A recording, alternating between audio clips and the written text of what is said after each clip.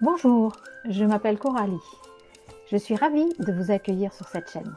Aujourd'hui, plus que jamais, on parle de sens dans nos vies.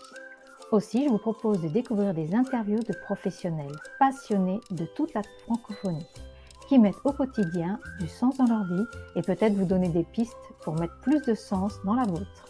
Si vous appréciez cette chaîne, merci de vous abonner et de liker en dessous. Bonne journée et à très bientôt. Bonjour à tous, je suis contente de vous retrouver aujourd'hui pour que nous accueillions ensemble Christine Bellhomme. Bonjour Christine. Bonjour Coralie.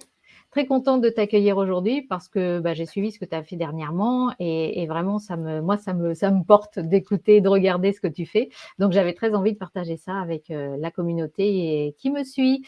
Donc la première question c'est qu'est-ce que tu fais comme activité qui me fait dire tout ça?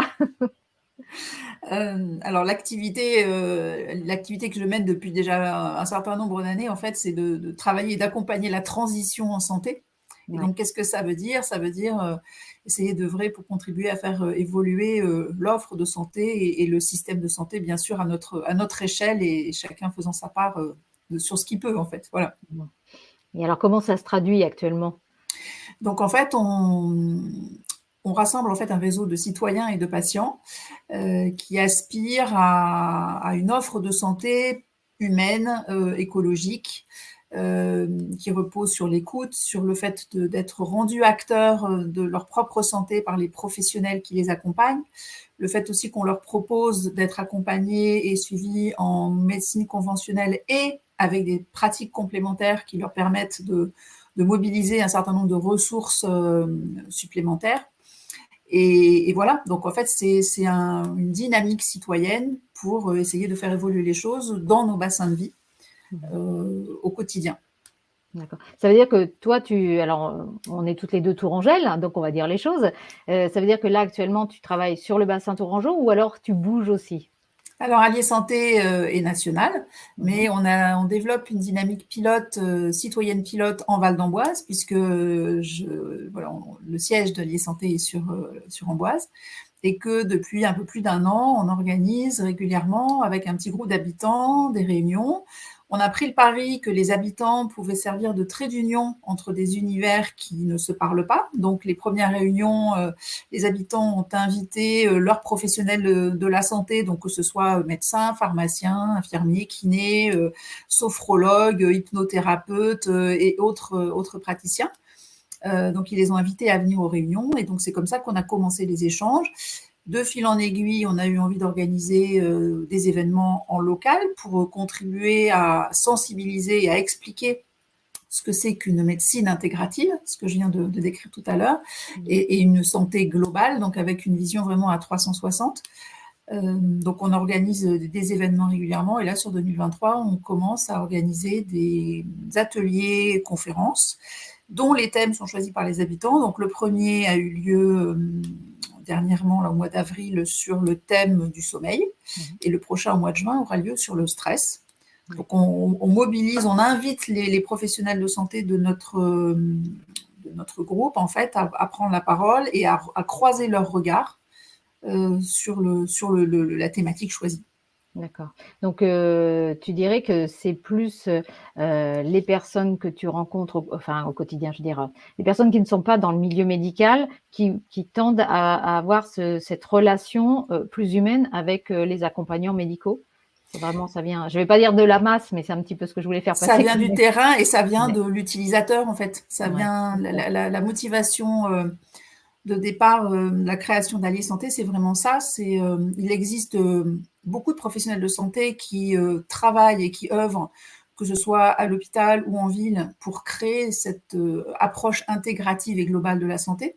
Ouais. Mais ils ont besoin du soutien alors ce qu'on appelle les patients, les usagers. Voilà, c'est des termes avec lesquels on n'est pas Mmh. très raccord, mais bon, voilà, c'est les termes qui sont utilisés et les citoyens en général pour venir en soutien des actions qu'ils mènent et puis pour faire savoir aussi que finalement, il y a une partie de la population qui a envie de cette approche-là parce que ça lui amène voilà, des choses et qui a quelque part un gain de chance pour les patients quand on est dans le et, Mmh. puisque ce que prône Allier Santé, vraiment, c'est la culture du et et pas du où. Mmh. Et donc, ça veut dire qu'on élargit l'éventail thérapeutique et notamment pour ce qui concerne les maladies chroniques, face auxquelles la médecine conventionnelle est souvent démunie. On trouve voilà, des solutions et des réponses dans d'autres pratiques. Et nous, ce qu'on voudrait voir éclore un peu partout en France, c'est une forme de parcours ou de cadrage ou d'accompagnement global pour éviter l'errance, quelle pratique je choisis, vers qui je me tourne, comment je sais que cette pratique-là va être bonne pour moi. Ça fait gagner du temps, ça fait gagner de l'argent. Voilà. Donc, si les professionnels de santé demain, et notamment les médecins, bien sûr, sont formés et connaissent ces pratiques, ils seront voilà, plus en capacité de nous aider, de nous aiguiller. Voilà. D'accord. Et actuellement, là, les professionnels de la santé que vous rencontrez, c'est des gens qui ont tendance à être ouverts? Est-ce que vous avez senti plutôt une réaction un petit peu de méfiance, enfin de questionnement, de doute de leur part? Comme la tendance, enfin, j'imagine que ceux qui viennent, c'est quand même des gens qui ont une certaine ouverture à ça déjà? Ou est-ce qu'ils sont Bien impatients sûr. de ça? Les deux, mon capitaine, c'est-à-dire que bien sûr, il existe des professionnels qui connaissent mal le sujet, Oui. et donc du coup qui ont voilà, quelques freins et quelques résistances, et bien sûr, il y a un certain nombre d'opposants, et les médias se chargent assez abondamment de relayer justement des initiatives qui peuvent aller contre le développement de ce type d'approche globale et intégrative. Mais il existe aussi énormément de professionnels de santé qui œuvrent, comme on le disait, en ville ou à l'hôpital, pour faire émerger cette dynamique intégrative. C'est ce qui a motivé la mise en route de la réalisation d'un film, puisque Allier Santé a entrepris l'année dernière de créer un film dont le titre, à ce jour, le titre pressenti, donc c'est « Viens voir, la médecine de demain serait-elle en train d'éclore ?»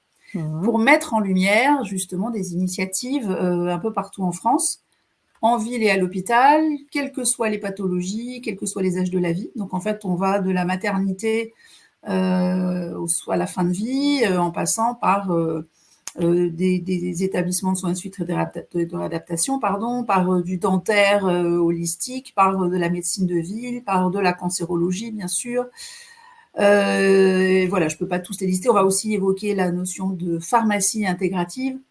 Donc, quels que soient les corps de métier, enfin les spécialités, les disciplines, en fait, il y a moyen d'aborder le patient dans sa globalité, voilà, avec un éventail élargi, voilà, tout ce que je disais auparavant. Donc quelque part plus humain, parce que c'est un petit peu ce qui peut être reproché à la médecine. Dans certains cas, heureusement, ils ne sont pas tous comme ça, mais ce côté, cette distance ou peut-être cette façon qu'ont les patients de donner le pouvoir à leur médecin en disant: «Moi, j'y connais rien, donc je suis une petite souris, je subis», alors que bon, aujourd'hui, on est plus à l'aise, qu'on a plus de connaissances et qu'on a envie de comprendre, on a envie de savoir, on a envie de participer aussi à sa guérison.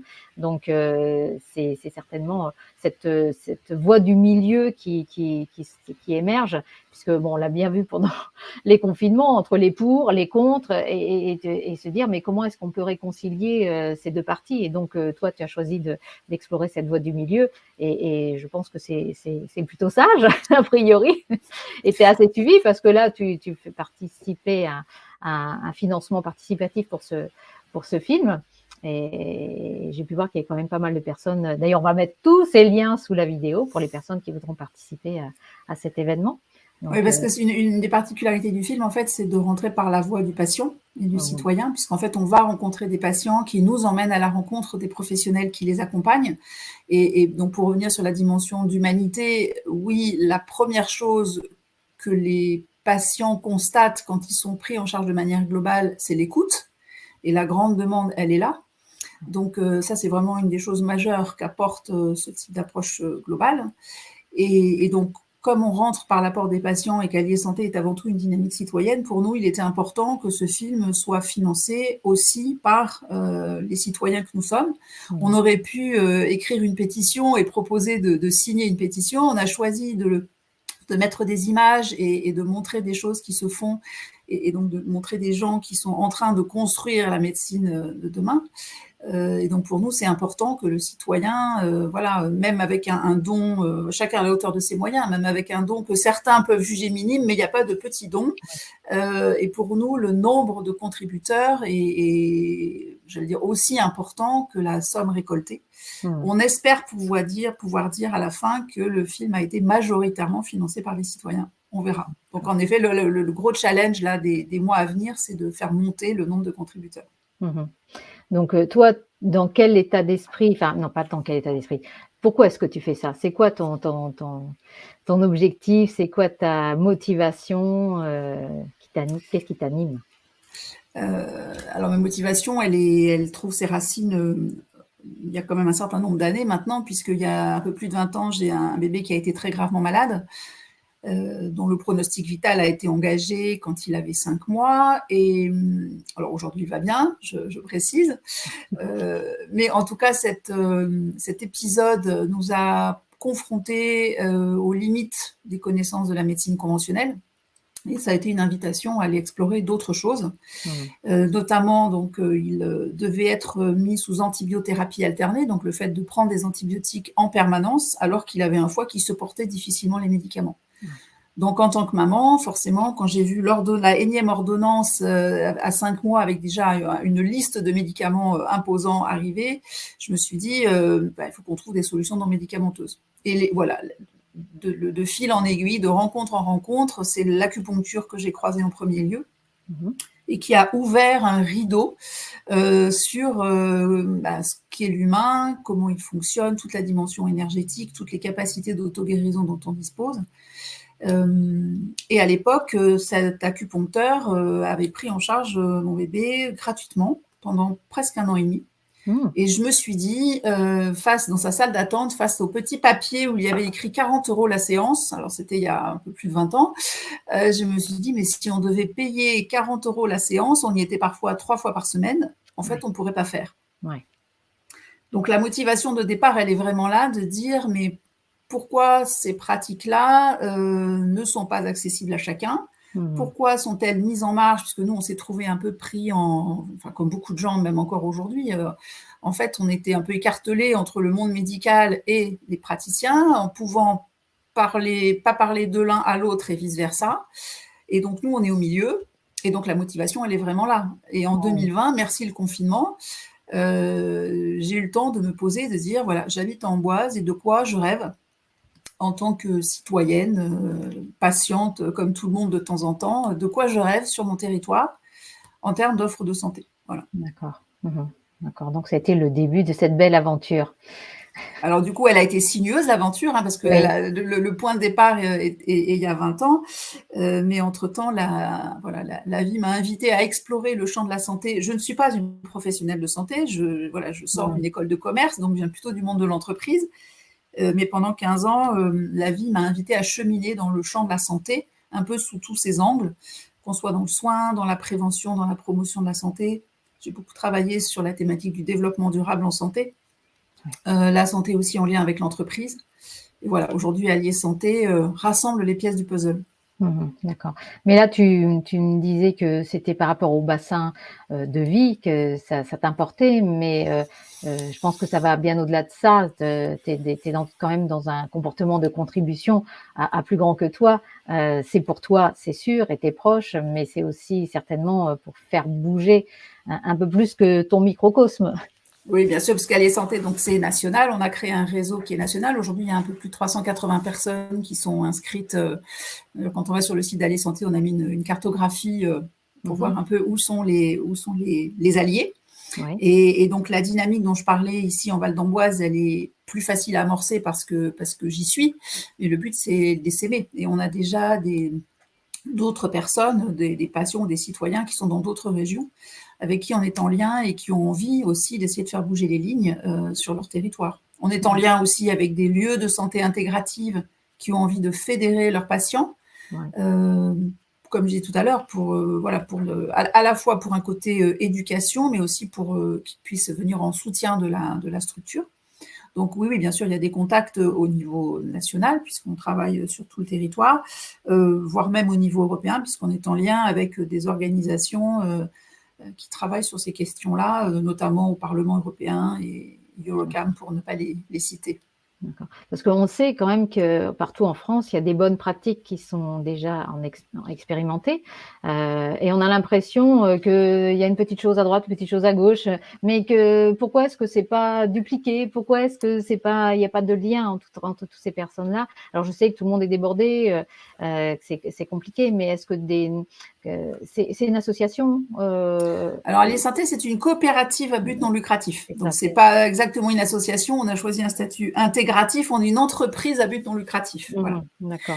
Mais Donc, on est membre fondateur d'une alliance pour une santé ouais. intégrative. Donc, cette D'accord. alliance, elle est nationale et elle rassemble des acteurs, donc des associations qui œuvrent, alors plutôt du côté des professionnels et de la structuration de cette approche-là au niveau du territoire, Mhm. puisqu'on y retrouve des associations qui sont dans le champ de la recherche, de l'enseignement universitaire, puisque cette notion de médecine intégrative et thérapie complémentaire est rentrée en fac de médecine l'année dernière, de manière obligatoire, dans un item Mhm. voilà, qui est apparu dans le cadre de la réforme des études médicales. Des gens qui travaillent sur l'évaluation. Donc, il y a vraiment dans cette alliance pour une santé intégrative, il y a des acteurs, des cliniciens, des chercheurs, et puis du coup, il manquait dans le paysage des patients et des citoyens, d'où la D'accord. création d'Alliés Santé Mhm. pour porter la voix des citoyens et des patients dans cet univers-là. D'accord. Parce que j'avais entendu parler il y a quelques années de patients qui avaient été guéris, notamment en oncologie, hein, qui avaient été guéris du cancer et qui devenaient des patients ressources. Je ne sais plus quel nom on donnait, on donne peut-être toujours, qui se retrouvaient devant des personnes malades et avant ou avec le médecin, le soignant, de façon à créer ce lien qui était, toi tu as déjà eu la même chose que moi je vis aujourd'hui. Tu peux m'en parler peut-être mieux que quelqu'un qui ne l'a jamais vécu, mais qui sait peut-être comment le soigner. Donc, je ne sais pas si ça existe toujours, s'il y a des gens comme ça Oui, dans le oui, coin. ça existe toujours et ça se développe beaucoup en fait. Donc, le patient peut avoir plusieurs positions dans le système. Il y a la notion de patient expert, donc ce Ouais, dont tu parlais là, c'est-à-dire la que passion dans le champ expert. des maladies chroniques, Mhm. souvent le patient qui vit avec sa maladie depuis des années finit par en savoir plus que le médecin, notamment le médecin généraliste. Ouais. Et donc, en effet, il y a une transmission de savoir de patient à patient, où le patient est invité à témoigner devant d'autres professionnels de santé et quelque part à contribuer à acculturer les professionnels de santé. Mhm. La région Centre-Val de Loire a décidé de former des patients enseignants. D'accord. Donc, j'ai suivi ce parcours-là. Donc, je fais partie des 24, je suis une parmi les 24 patientes enseignantes ici en Mhm. région Centre-Val de Loire. Mhm. Donc, qu'est-ce que c'est qu'un patient enseignant? C'est un peu différent du patient expert. C'est un patient, en fait, qui va intervenir dans le cadre des études médicales. Donc D'accord. là, en l'occurrence, c'est le département de médecine générale de la faculté de médecine de Tours qui a décidé donc de former des patients pour qu'ils interviennent dans le cadre de groupes d'évaluation et d'échanges de pratiques Ok. auprès des internes en médecine générale. Mhm. Donc ça veut D'accord. dire que le patient, là, il a vraiment un rôle d'enseignant au même Ouais. titre que le médecin enseignant dans ce qu'ils appellent donc les GEAP, des groupes Mhm. d'évaluation et d'analyse de pratique. Mhm. D'accord. Donc le patient a une place qui se développe grandement dans le système. Il y a bien sûr dans les hôpitaux les représentants des usagers. Mhm. Donc il y a plusieurs axes et plusieurs manières d'intervenir. Mhm. Et ça me fait penser avec toutes les personnes que je peux interviewer que, moi j'ai fait une globalité de ce que je peux entendre. On parle beaucoup, enfin ces dernières années, on a beaucoup été sur, la réflexion, enfin ces dernières années, nombreuses années, la mentalisation, l'intellectualisation, la connaissance et depuis, 20 ans, on se dit: «Ah mais on a aussi un corps et comment est-ce qu'on peut relier les 2?»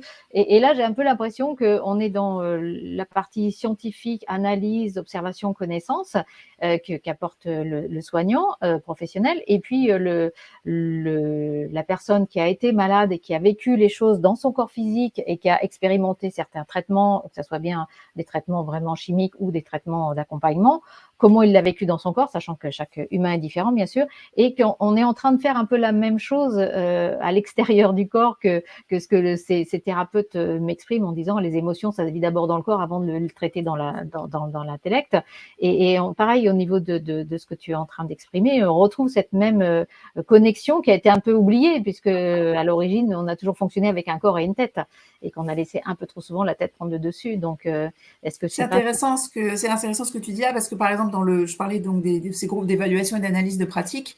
Pourquoi ils ont décidé et quel intérêt en fait d'intégrer des patients dans ce travail-là?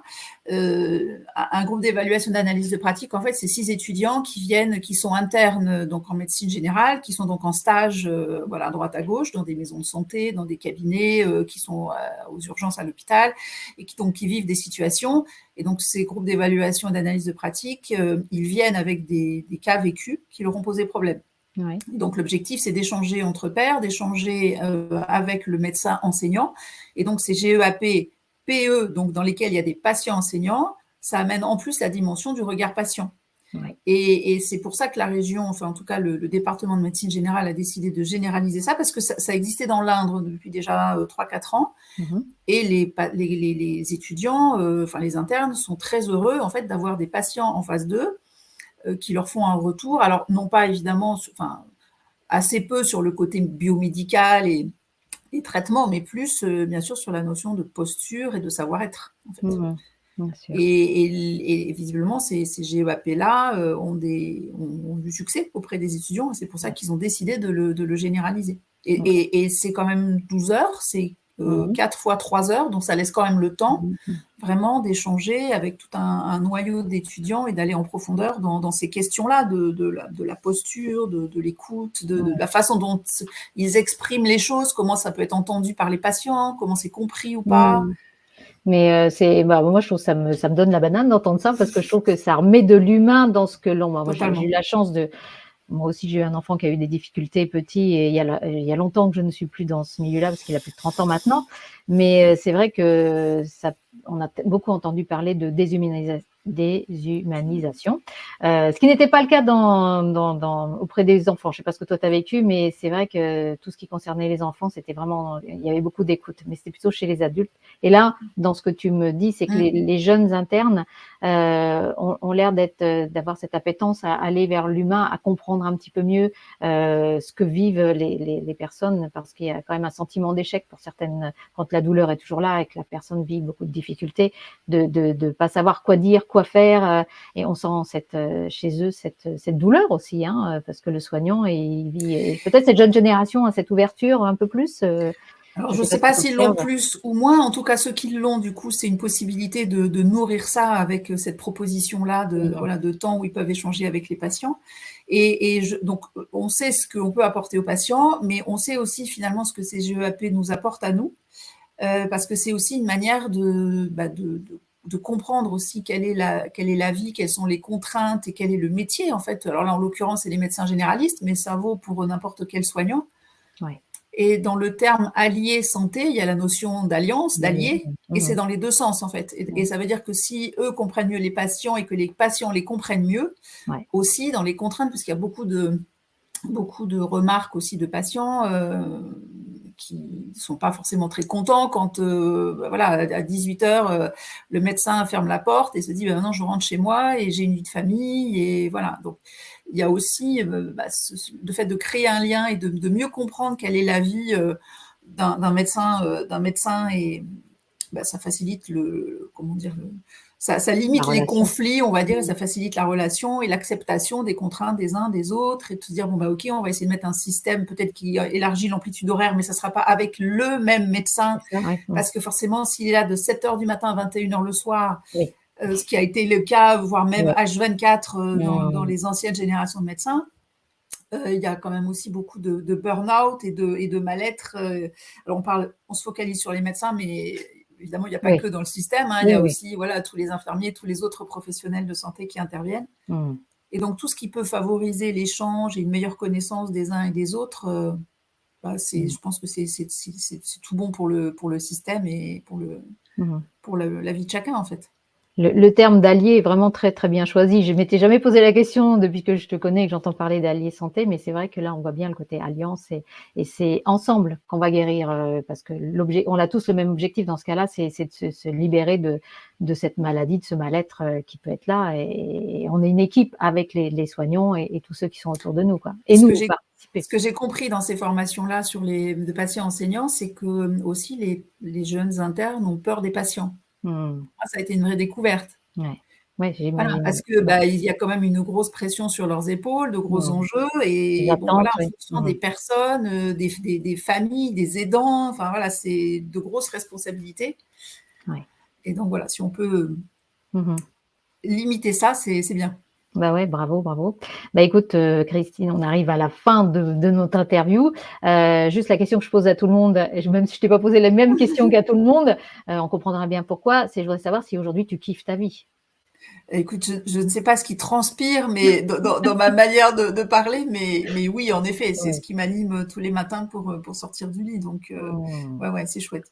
Ouais, c'est un très, très joli projet. Donc, est-ce que tu peux nous dire un petit peu, comment est-ce qu'on peut participer? De quelle façon on peut agir? Chaque personne qui pourra écouter, qui aura envie de partager ce que tu fais. Bah, donc Allier Santé, c'est un réseau de citoyens et de patients. Donc, il peut y avoir un premier niveau déjà, le fait de s'inscrire et de rejoindre le réseau. Ça, c'est enfin, de manifester son intérêt Mmh. et donc de s'inscrire gratuitement. Ça, il y a pas de contrainte particulière. Le deuxième volet, c'est le fait de soutenir le film, donc de contribuer. On a donc mis en place une campagne de financement participatif sur, Hello Asso. Ouais. Donc en tapant, «Viens voir» sur Amboise, voilà, vous trouverez le projet et puis sur notre site internet, il y a toutes les infos pour y accéder.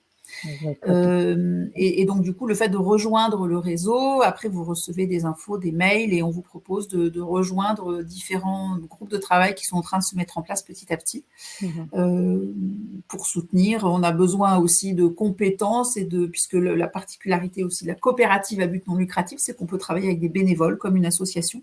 D'accord. Donc voilà, le fait de grossir les rangs, professionnels de santé ou patients, sachant que les professionnels de santé, ce qu'on espère d'eux, en fait, c'est un relais vis-à-vis, de leurs propres patients, Mmh. pour faire, voilà, caisse de résonance dans leur propre réseau. D'accord. Bah, écoute, merci beaucoup. Bah, c'était Bah, merci un Coralie bon de moment passé et puis, bah, j'étais déjà enthousiaste avant, mais je le suis encore encore plus maintenant. Donc je vais pouvoir, diffuser ça et puis chacun va, comme on disait, avant d'enregistrer, faire notre petit colibri, pour essaimer toujours un petit peu plus loin et participer à une meilleure, intégration de tout ce qui se passe et d'accueillir surtout les choses et les gens qui font toutes ces tous ces soins, toute cette belle aventure. Merci beaucoup Christine, merci Coralie de cette opportunité. Merci à toi. avec plaisir.